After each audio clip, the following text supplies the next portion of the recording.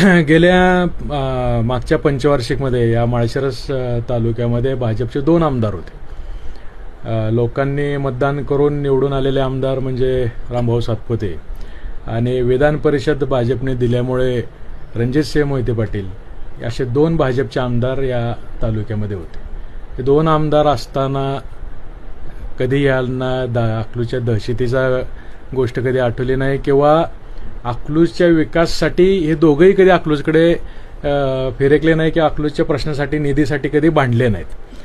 आज भाषणातनं स्टेटमेंट दिलं आम्ही एवढ्या कोटीचा निधी आणला. 5 वर्ष लागतात का निधी आणायसाठी? तुम्ही सत्तेत असताना निधी आणून त्याचं युटिलायझेशन करू शकला नाही. आज आपण सत्तेत नाहीत. आज एक आमदार भाजपच्या सत्तेत असून त्यांना भाजपमध्ये कोण विचारत नाही. अशा परिस्थितीमध्ये हे निधी आणणार कसा?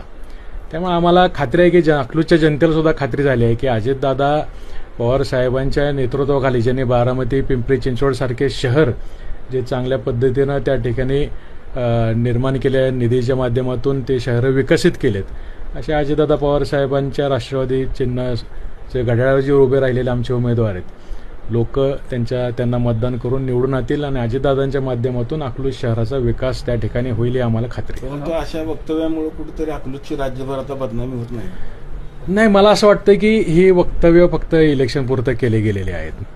कारण जर खरंच अकलूजमध्ये दहशत किंवा काय असं असतं तर 5 वर्षाच्या काळात प्रयत्न केले असते. आदरणीय फडणवीस साहेब या राज्याचे गृहमंत्री आहेत आणि फडणवीस साहेबांचं नेतृत्व काय एवढं कमकुवत नाही की कुठं तर दहशत महाराष्ट्रात व्हावी आणि फडणवीस साहेबांनी त्याकडे दुर्लक्ष करावं.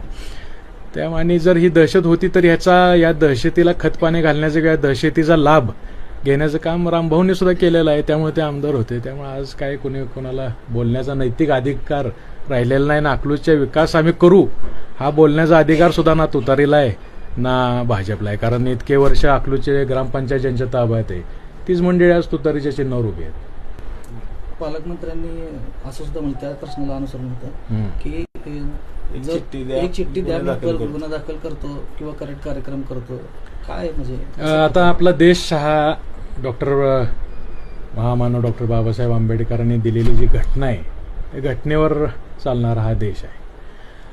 कुणाची काही तक्रार असली तर त्याला एक घटनेने अधिकार दिलेले आहेत. चिठ्ठीवर आणि ह्याच्यावर जर काही कार्यक्रम होऊ लागले तर मला वाटतं ते घटनेची